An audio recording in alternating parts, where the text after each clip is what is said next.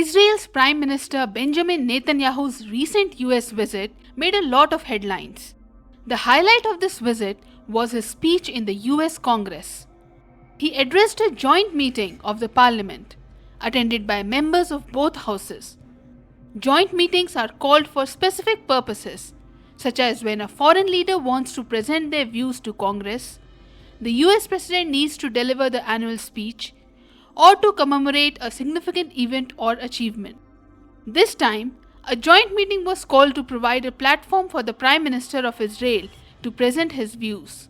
This visit is quite significant because it is Netanyahu's first international trip since the start of the Israel-Hamas war. The war began after Hamas attacked Israel on October 7, 2023. Since then, Netanyahu had not visited any foreign country. Now, on July 22nd, he strategically chose the US for his first international visit. Obviously, if the head of a country visits another country while their own country is in the middle of a war, it is not an ordinary visit. It is a well-planned and strategically calculated visit. So, what was the purpose of the Israeli PM's US visit? What was he trying to achieve? Look, Netanyahu's popularity is declining in Israel. Surveys show that most people do not want to see him as PM after the war. In comparison, people prefer his political rival Benny Gantz. So amid his declining popularity in the country, Netanyahu is trying to garner maximum military and diplomatic support. He wants to present himself as a global leader, and that is why he chose the US. When a foreign leader addresses the US Congress, they gain much more global visibility. It gives them a lot of reach. The more exposure one receives, the more their popularity and recognition will grow. Netanyahu knows this very well, which is why he visited the US. Look at the timing of this visit. Donald Trump was shot. Biden withdrew from the presidential race. There is a lot of turbulence in US politics, and all this is being discussed everywhere. At such a time, Netanyahu planned his trip, and as he wanted, it got him a lot of coverage. This was his fourth time addressing the US Congress. No other foreign leader has addressed the US Congress this many times. This shows how much importance the US gives to Israel and how strong the diplomatic ties between the two countries are. And why wouldn't that be, given the fact that Israel is so important for the Middle East strategy of the US? The US has cultivated relations with Israel for a long time. During the Cold War, Israel proved to be an important asset for the US to counter the influence of the Soviet Union in the Middle East. The US continued to support Israel even after the Cold War. Naturally, given the vital role of the Middle East in the global oil supply, the US wants to maintain its influence in this region.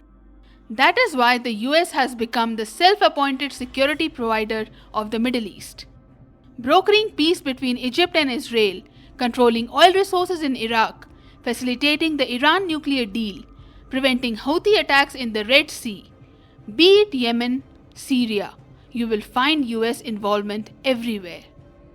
The crucial intelligence inputs provided by Israel proved to be very valuable for the US to secure its strategic, political, and economic interests in the Middle East.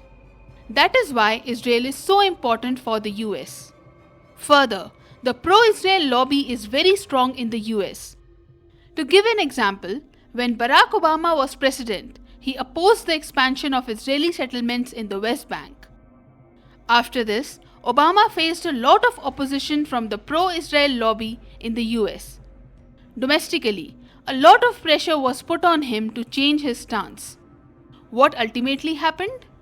Israel resisted the pressure from the Obama administration and the settlement activity continued. From this, you can understand how strong the Israeli lobby is in the US. A majority of the American public has a pro-Israel stance. Politicians either do what the public wants or they ensure that they manipulate the public in such a way that the public starts wanting what the politicians want to do. They do not want to be seen as going against the public under any circumstances. After all, it is the public who will elect them. So, domestic political compulsions also drive America's unconditional support for Israel. In most countries in the Middle East, either there is no democracy or there is a namesake democracy. In such a situation, Israel, being a democratic country, also allows the US to push its narrative of shared values. Due to all these reasons, the foreign policy of the US remains pro-Israel. Netanyahu understands the American position and knows how to take advantage of his ties with the US. This time too, he made full use of the opportunity he got. He used the big platform of the US Congress to justify his actions in Gaza. During his speech, he openly criticized the anti-war and pro-Palestine protesters and presented the narrative that Israel is defending itself. For this, he expressed his desire for more support and military assistance from the US. He made his stance clear regarding the International Criminal Court, stating that, just like the US, Israel too does not take the ICC seriously at all.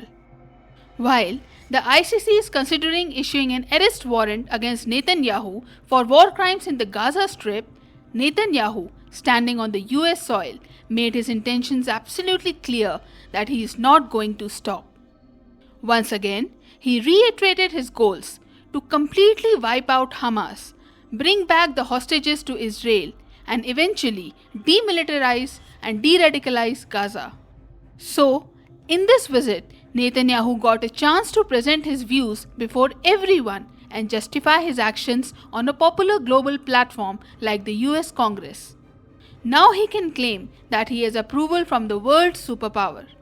It was evident from the way the members present gave him standing ovations several times during his speech. In a way, this has given Netanyahu the go-ahead to continue the war. And we know that the longer the war extends, the more Netanyahu will be able to consolidate his authority, distract the public from domestic issues, and garner support for himself by evoking feelings of nationalism. It is a bitter truth that during external threats, the approval ratings of a country's leader often get a boost. The example of Vladimir Putin is in front of us. So, in one line, what did Netanyahu achieve from this visit? A golden opportunity to consolidate his power. I hope you got some insight on this topic. Thank you for your time.